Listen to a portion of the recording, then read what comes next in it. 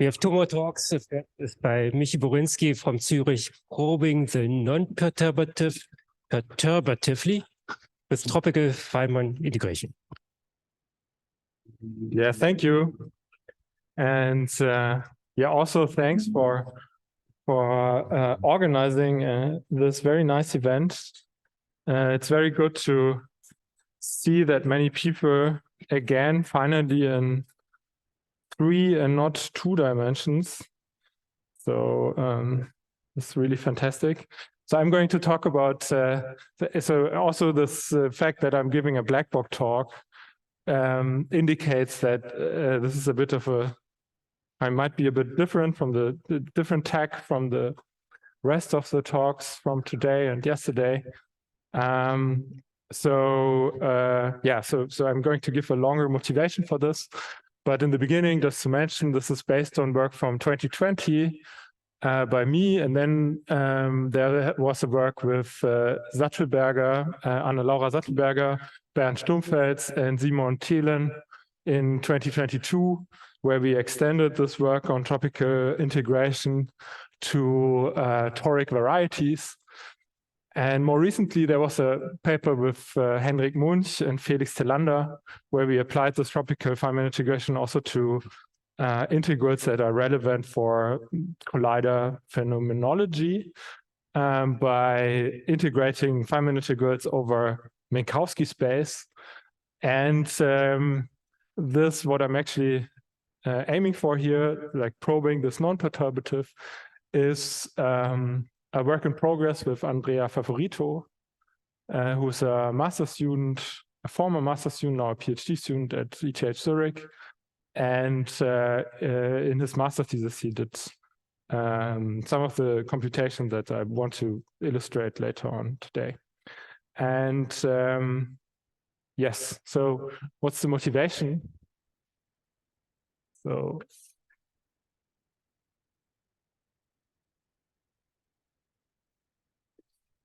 I'm interested, and I hope you are too, in certain objects. I just call this now AL, which comes from some quantum field theory. You can call it an amplitude. You can also call it some anomalous dimension or beta function or something like this. But roughly, these objects, they can always be written in terms of sums over certain graphs. So we sum over graphs, and these graphs, they have some prescribed structures. So for instance, we have these more fancy graphs also with the tensor structures on them. We have super easy graphs and scalar quantum field theories. The only restriction here is that there's some kind of order. So we want to restrict to graphs, say, with L loops, to compute this coefficient at the Lth order. And we sum over some objects called the Feynman integral, and then we weight this by the automorphism of the respective graph. So this is the so-called symmetry factor. And these coefficients here that we sum over, they are the famous Feynman integrals, or they come also from the theory how to compute them themselves. And the symmetry factors down there, they are determined combinatorially from the graph. And I assume that these kind of objects are interesting to study. And the perspective I want to take on these things, I mean, or you can ask a couple of questions if you are in general interested in these kind of objects. So one, how do we do that? So questions.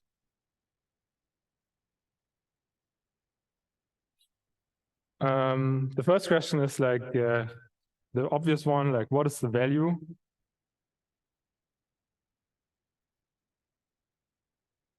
And this is very interesting for physicists. So what's the value of this AL for L equal to 0, 1, 2, and so on for some numbers. And this is also relevant for experiments, for collider experiments, for instance, or also for computations in condensed matter physics, where one can compute critical exponents using these kind of expansions. Slightly more abstract is the question, and this is also how this non-perturbative story here comes into play, is what is the behavior of AL of these coefficients here for L to infinity, so for very large L. And this is very interesting because in this regime, as we heard in the last talk, we expect information on non-perturbative phenomena. So this is really this regime where we can somehow try to get into this transition from the perturbative coefficients, which we just compute for some time, and this large order behavior, which is believed to be factorially divergent, is closely related to these phenomena called instanton and renormalons, which themselves, these objects themselves are closely connected with like non-perturbative solutions of the quantum field theory. I also want to ask an even more abstract question here at this point, which you also have to buy in a bit. So this is like even more abstract. And this goes a bit into the direction of computability. So the question is like, what is the computational cost of calculating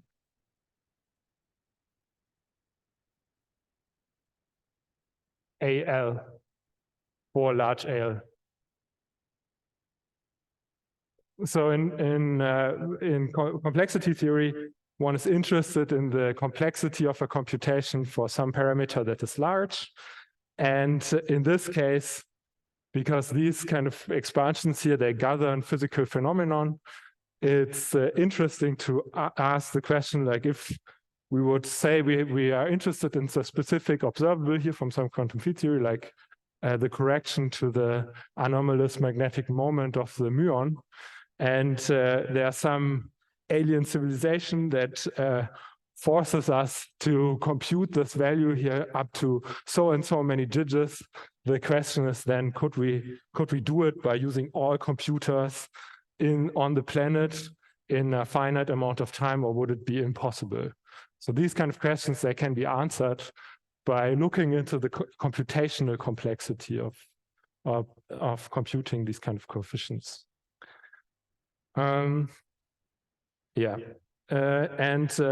This story that I want to tell you about today sort of answers a couple of these kind of questions, or at least probes them for the middle one, by doing this tropical integration of these Feynman integrals. So with this method, you can go to very high loop order.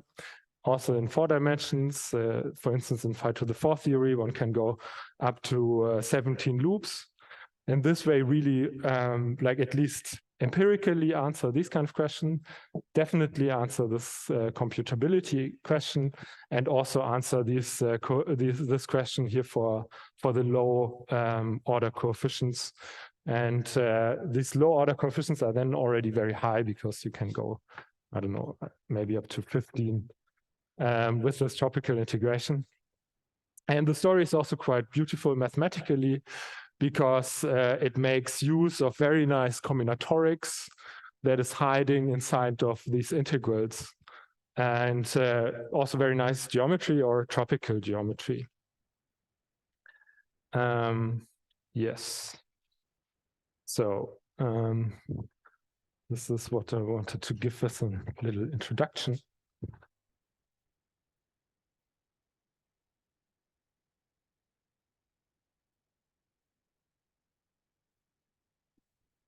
So yeah, this is more of an analog talk. So you can use the little wiping breaks to ask me questions if you want. Where's the other one? Yes. Yes, numerical computability. Analytic computability is not really well defined because you have to define what an analytic answer to a problem actually is.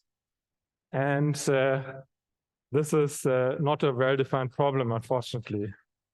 You can rephrase the question and say, you want to know the computational cost of expressing the answer in terms of some known function space. But there's, unfortunately, for these quantum field theory problems, there's no such known function space that can always represent these numbers. So eventually this algorithmic definition, so we define sort of giving an analytic answer as giving a good algorithm to compute the answer, is the only thing that you can do. So these are these integrals. They have a traditional form in terms of these loop momenta. So here we have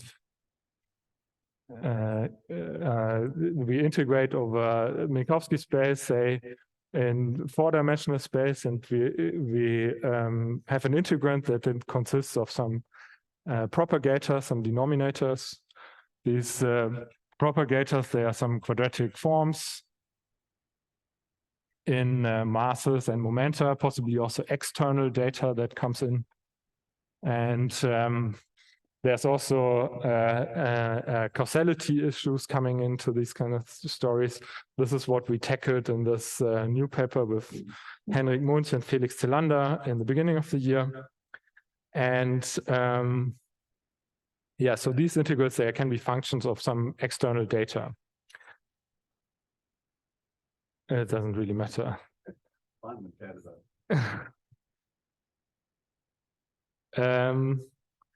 All right, yeah. So, but what the beginning, the starting point for this more geometric approach is to use a different representation. So we use a parametric representation, and this is like a different, a more convenient expression for these integrals. So you can just rewrite them in terms of the gamma function, and we integrate over a positive part of projective space, and the integrand consists of two polynomials that are, let's look like this, called U and F, and they are raised to some powers. So so these U, F are polynomials, the so-called semantic polynomials. In a bunch of variables, there's one variable for each edge of the graph. We have a differential form, which is the standard differential form on projective space.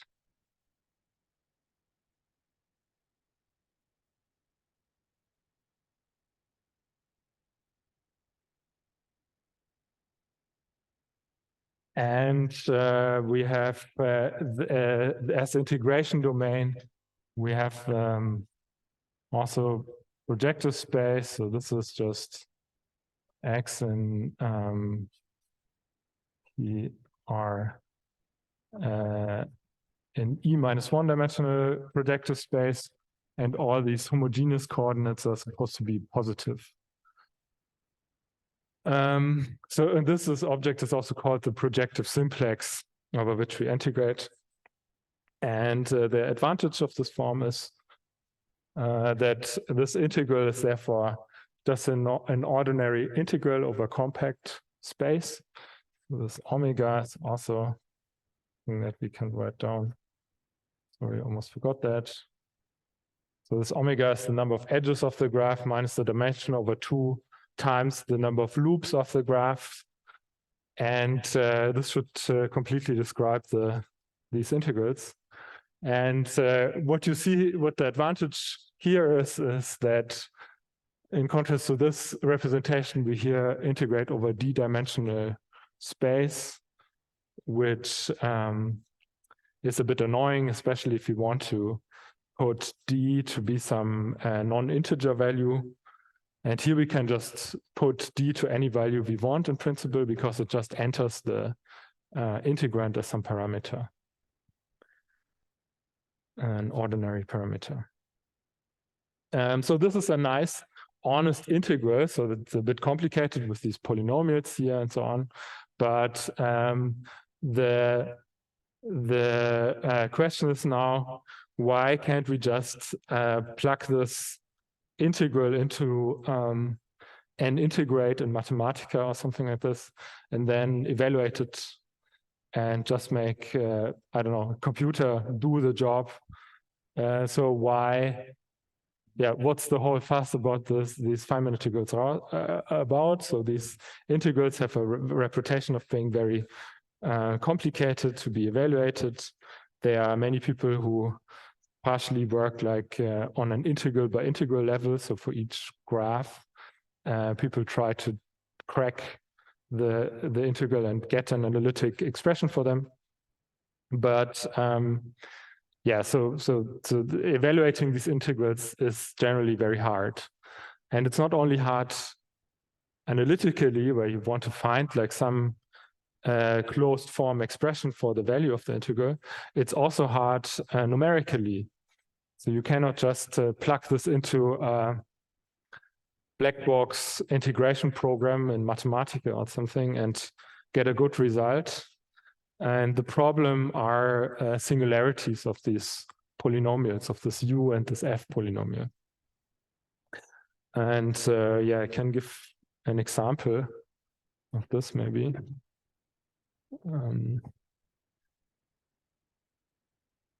Can you actually read the bottom blackboard, or is it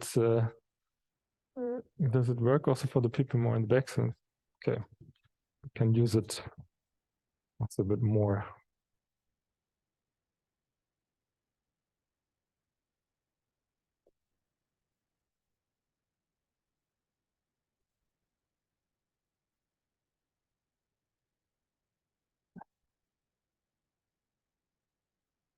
So there's a toy example that I really like of a complicated integral in quotes, complicated integral for numerics. It's this integral that all of you probably, if you like integrals, you can evaluate this integral. So can someone integrate very fast? Do you know the value? I mean, huh? What? Yes. Yes. Yeah, so if you do that, you get a logarithm, and you find that the value of this integral is 2 log 2. But suppose you were super lazy and you just wanted to compute this integral numerically with your computer. And because, I mean, this is also a very low dimensional integral, so it's a bit of a, you can also use like more sophisticated numerical techniques there. But suppose we are in high dimensional cases, like for these Feynman integrals. And there, the only feasible option is the so-called Monte Carlo method to integrate Feynman or integrals in general, because it's the only method that is independent of the dimension. And there's a very easy way, a very intuitive way to evaluate these integrals. We integrate here over a square, the unit square in x and y space. And we can try to estimate this integral by just throwing darts at the square. And for each dart, we evaluate the integrand, and we interpret the whole integrand as an expectation value of something. So think about this as like expectation value of the random experiment, the start throwing experiment. And the probability distribution is just given by the uniform distribution over this square. And we would like to estimate this with this nice little experiment. So the expectation is that we can just go to our computer and say, computer, please give us, so we don't actually throw darts. So we say, computer, please give us 100 million random variables or random numbers that are all in this little nice square. And then we have these random variables, and we can just evaluate, we can just do the experiment 100 million times.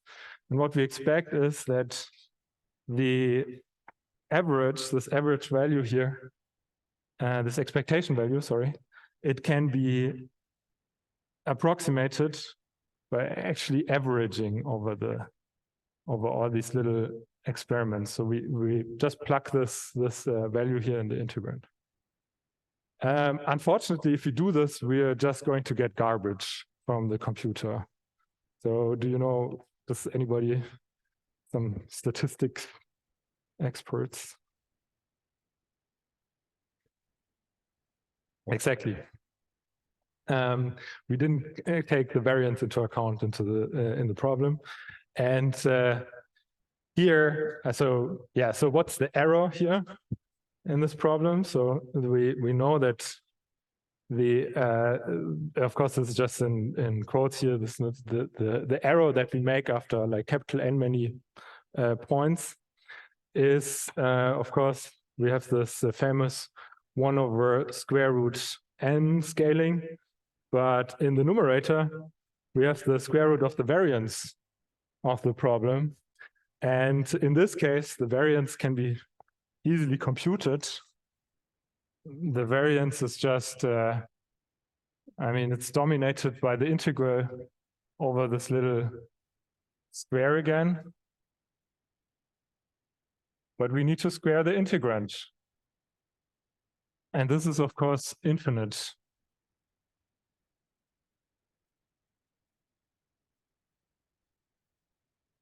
So the variance is infinite in this problem, so the little experiment does not really work. And these kind of problems with these singularities, they really appear massively for these Feynman integrals. So because there are so many singularities on the boundary, and these integrals with these U and F polynomials, they are definitely not square integrable. So this variance is always going to be infinite in these cases. So the challenge is to get rid of these singularities. And this is a very algebraic geometric problem.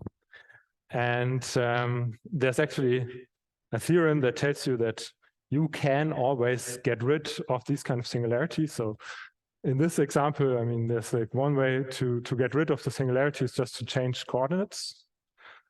You could also just go to spherical to polar coordinates here. That would also get rid of the singularity in this case.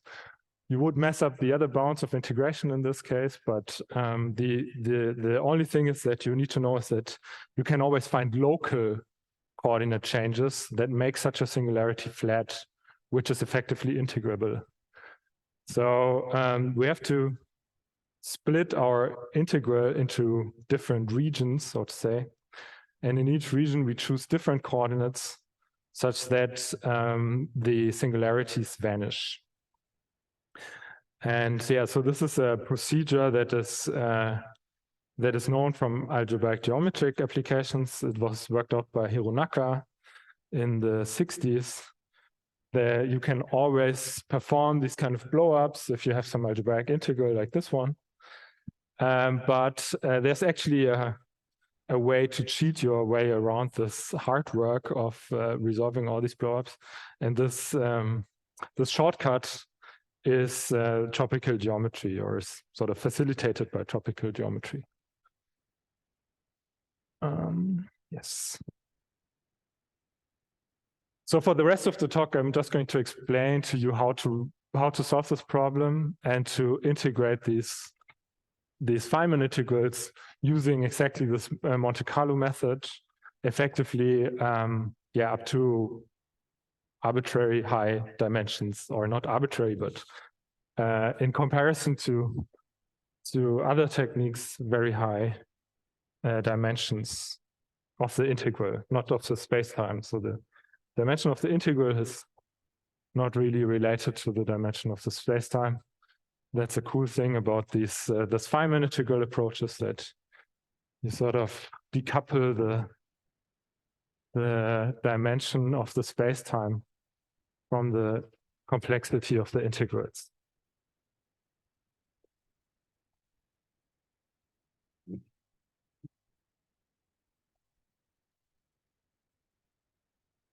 And what's surprising is that these Feynman integrals, they actually turn out to be objects that are surprisingly easy to evaluate numerically from this perspective. So the numerical solution of these Feynman integrals is much easier than integrals with comparable complexity.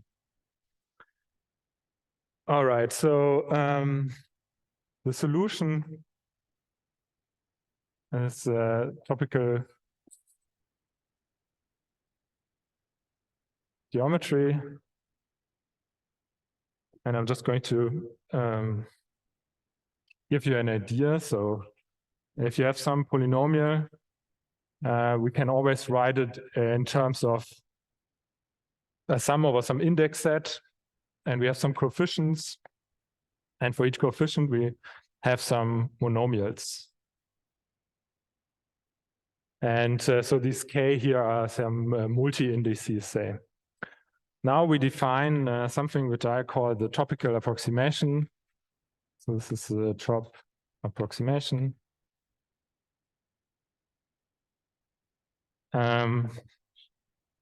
So p trop of x, and there we just replace the sum in the polynomial with the maximum,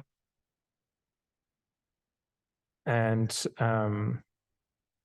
we take the maximum over all the indices in this polynomial, and we forget about the coefficients, and the only thing that plays a role in this maximum are now the monomials themselves.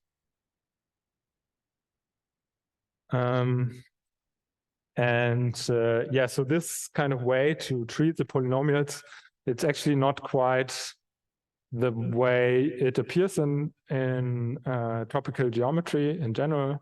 So to go to the tropical geometry, or to really recover the tropicalization of the polynomial, you would need to change to logarithmic coordinates. But this is a very convenient way in the context of Feynman integrals. And the fact that this is convenient for Feynman integrals was already figured out by Eric Panther in the study of the so-called Hebb bound for these integrals. So the important property here is that, so there's a theorem that tells you if a polynomial is completely non-vanishing,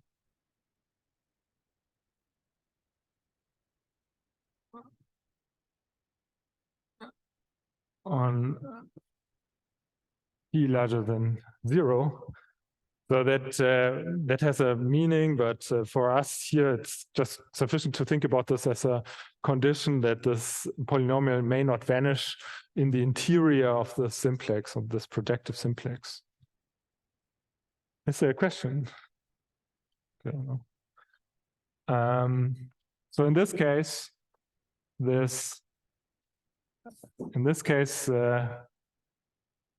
if this is the case, then there are two constants larger than 0 such that the quotient of the ordinary polynomial over the topical or this topical approximation is bounded from below and above. So that's a very nice property. Right. Yes. Question. The monomial that you choose, you're taking the max of all n's belonging to I. Yes. So this is a multi-index. How do you take the max? This is just so suppose p of x is x1 to the power 3 plus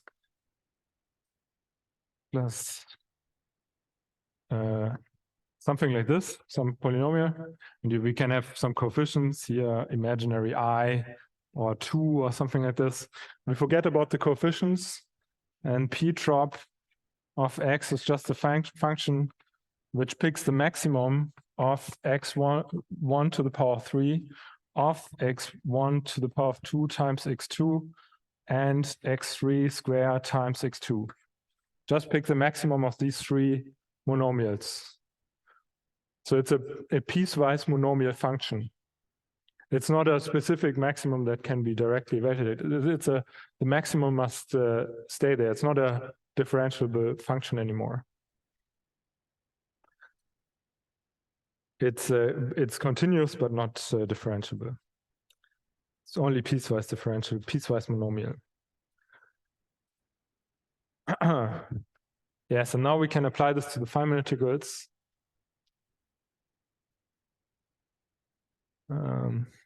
Oh, I really don't like this other side.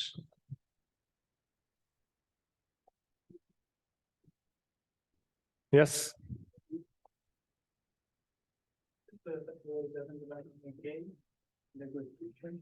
So suppose I take 105, your polynomial and take x times 100, your bound there still works? Yes. Yeah. Yeah. With different sequence. Yes. You have to fix the yeah. So the bounds, they depend on the polynomial. So it's only if this P has this property, then you can find these C1 and C2. But the value of C1 and C2, it's dependent on the polynomial. Yes, of course.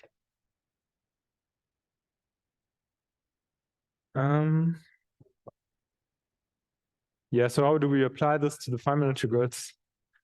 So recall that we have this, and I conveniently forget about this prefactor, and we have this shape. Oops. Of these integrals, and for reasons of time and not to write so much, I'm just going to consider the case omega equals 0, which is an interesting case where we just compute the residue of Feynman integrals. The other case, the non-zero case, also works very well, but excuse me, questions? Do you have a question? The non-zero case of this omega can be covered as well, but it's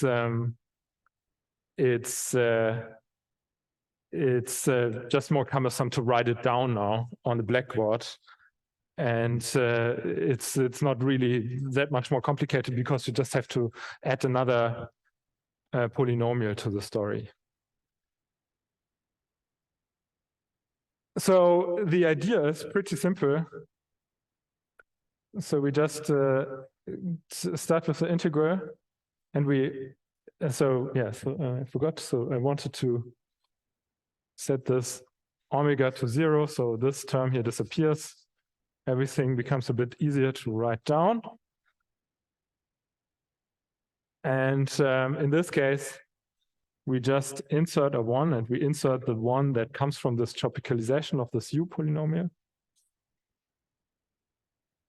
and we have to multiply it in again just to not make a mistake. And now the nice observation is that thanks to this property, this part here, this quotient, will be bounded from above. So this one factor in this monomial is bounded from above. And here we have an object that is quite simple. So this is just the measure times this tropicalization of the U polynomial. And so this is like the tropicalized integrand. And the trick is now to just define a measure that involves this omega and this 1 over U trop factor. What's going on with the lights? Okay. But also you have to show us that U is vanishing completely on your way. Yeah, so that's right. That's obvious because all right. So I forgot I didn't give you the definition of U.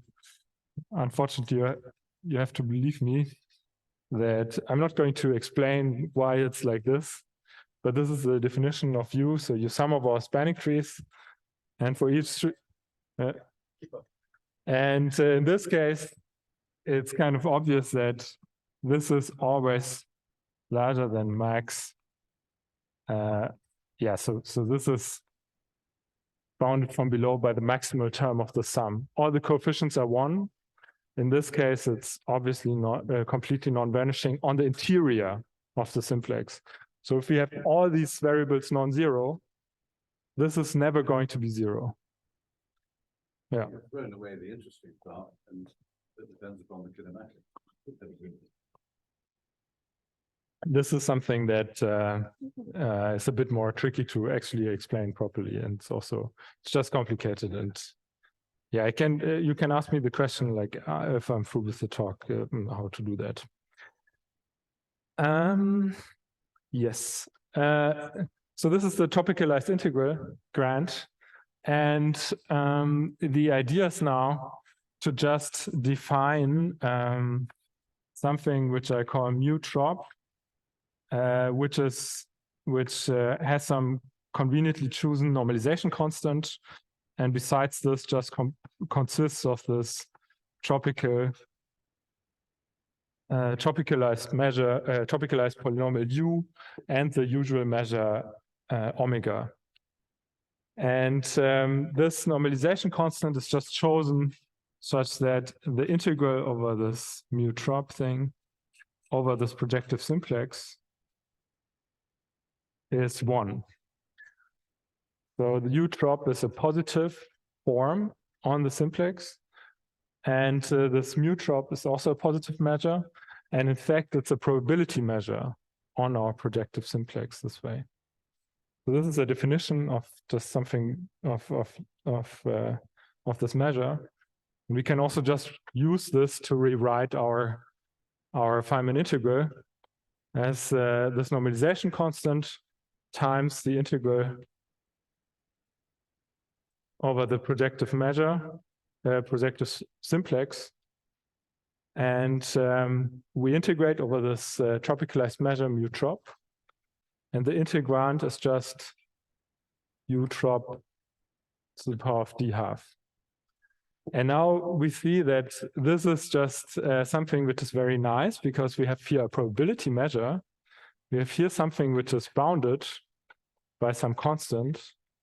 In fact, in this case, we can even show that it's smaller than 1. And we can then again just interpret this as an expectation value of some random experiment.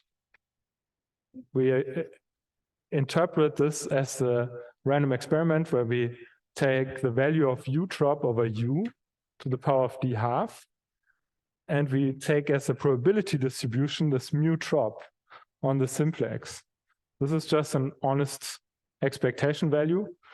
And the fantastic thing here is that the variance is always going to be finite and also all higher moments, because the random variable that we consider it's bounded from above.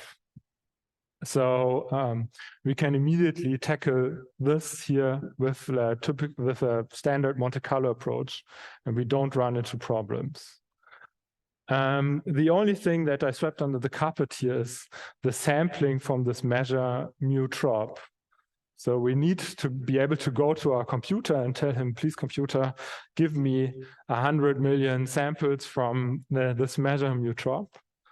And the fantastic thing is that in the case of Feynman integrals, one can write down a very simple algorithm that does this. And I'm briefly going to describe it still. By the way, how am I doing with time? Perfect. Fantastic.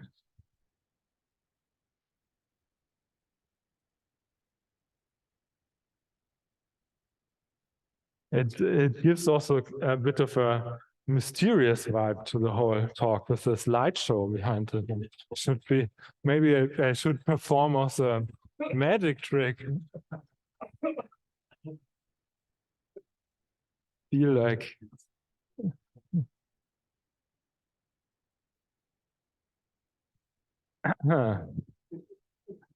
some disco lights or something as well. All right, so the missing ingredient is just now to sample from this mu trop measure.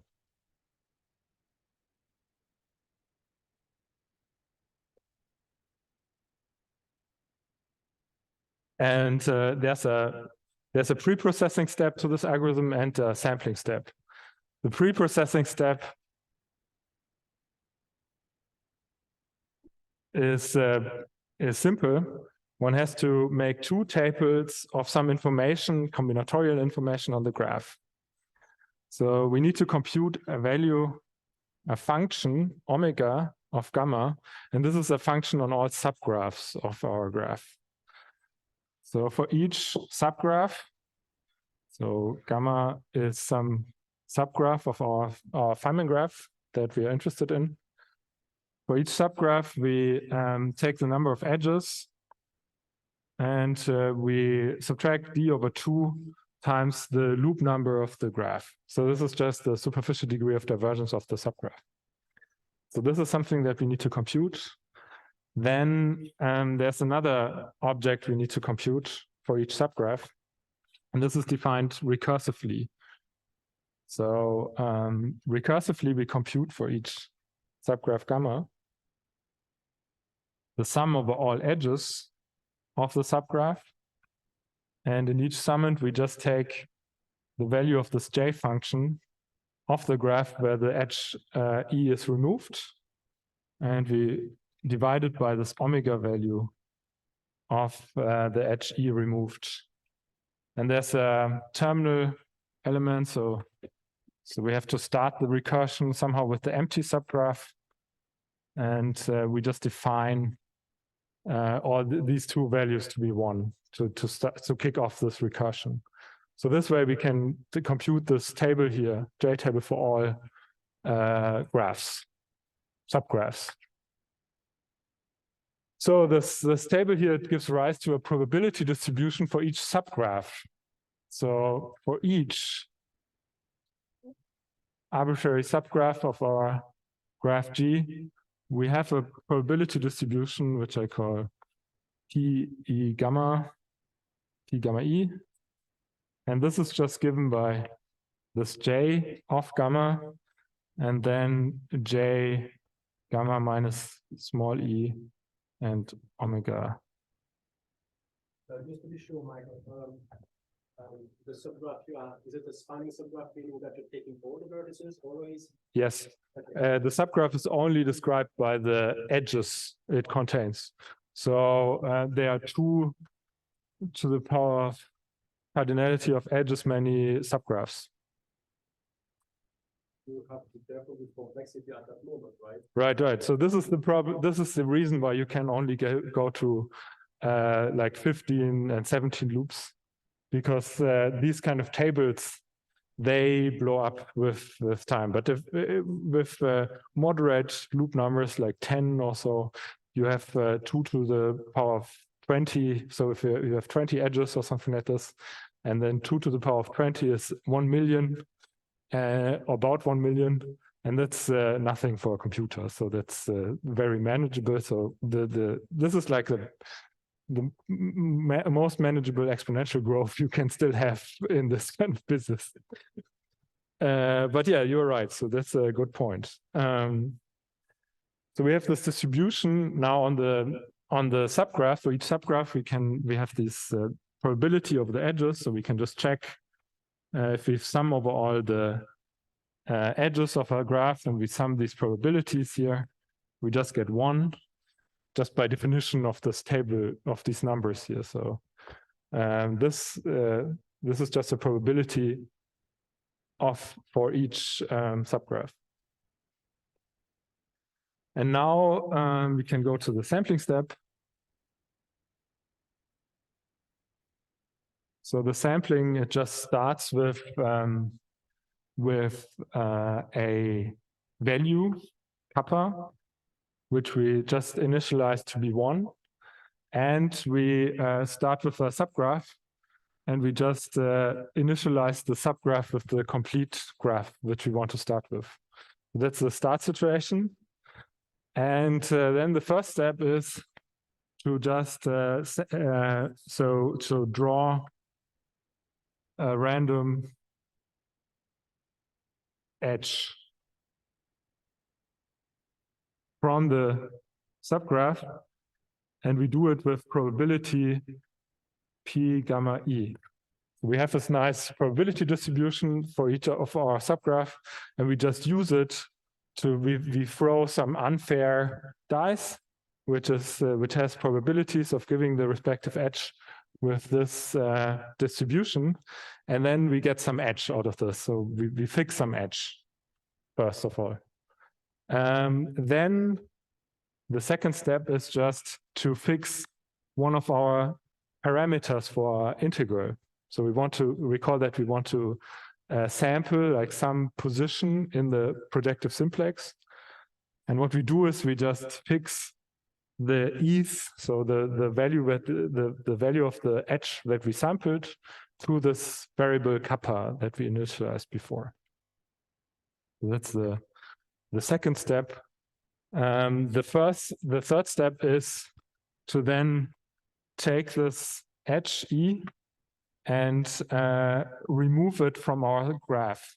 So we throw away this edge and just remove it from the subgraph. So we change our subgraph. The fourth step is we draw a random number psi from 0 to 1, but we do it uniformly on this interval. The fifth step is to multiply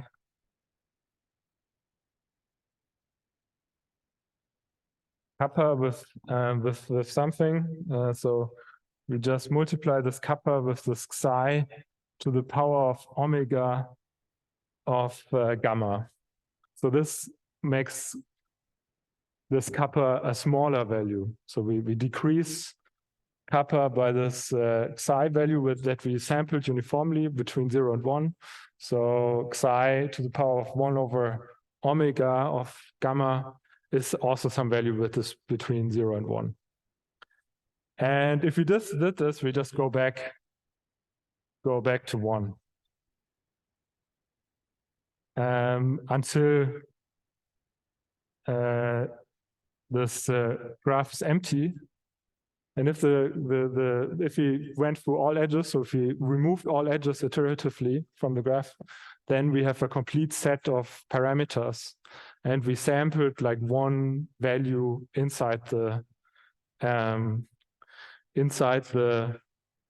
projective simplex. And the theorem is that this value is exactly distributed like this mu-trop distribution up here. So, and this is a very simple algorithm, and you can also easily compute the number of steps you need to do it. So this is just 6 steps.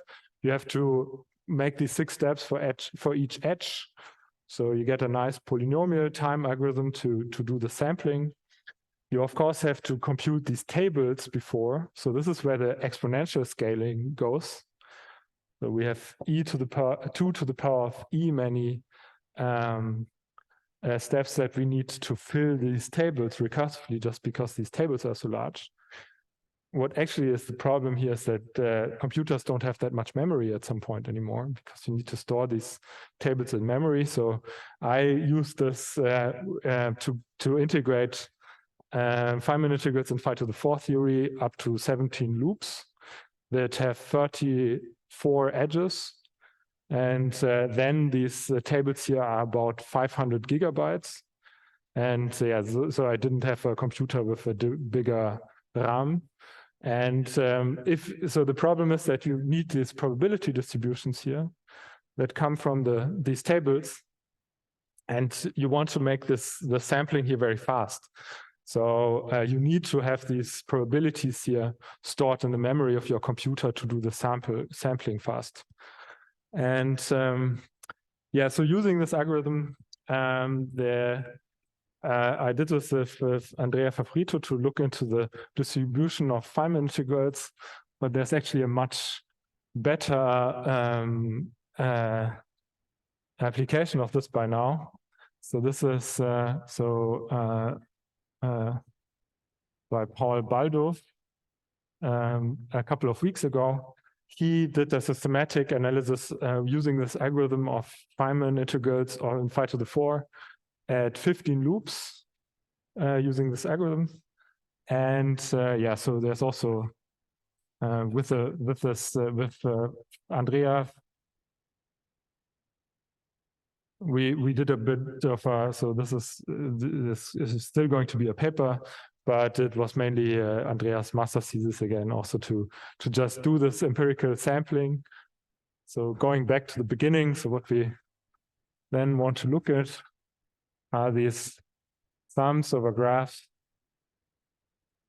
with L loops.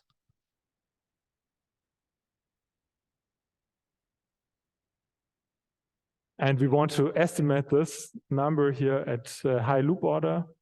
And at 15 loops, one can already see like the factorial growth rate of these numbers here. And in phi to the 4 theory, it's very interesting because there's a conjecture that tells you that if you only consider the primitive part of the Feynman integrals, that then you already get a good estimate for the beta function. So, so up to 15 loops, this is supposed to at least give, if I give a good guess, like how the beta function behaves, and one can compare this to computations of this using this instanton calculus, which really are non-perturbative and which give an estimate of the behavior of these values here for large loop number. And there's a discrepancy. There seems to be a discrepancy. So this is both in this paper by Baldoff and also what Andrea and I observed. There seems to be a factor of 2 or something along these lines missing in this. And this is also thanks to Erik also, who also sorted out a couple of these issues in this with comparison to these results from these instanton computations. And yeah, so there seems to be some discrepancy, but overall, it's really nice that one can then empirically probe this large loop order regime using this story. What I also want to mention is that we can also do the same. We can then try to understand this distribution of these integrals as a random variable again, but this is, yeah, something else still. All right, thank you. Okay.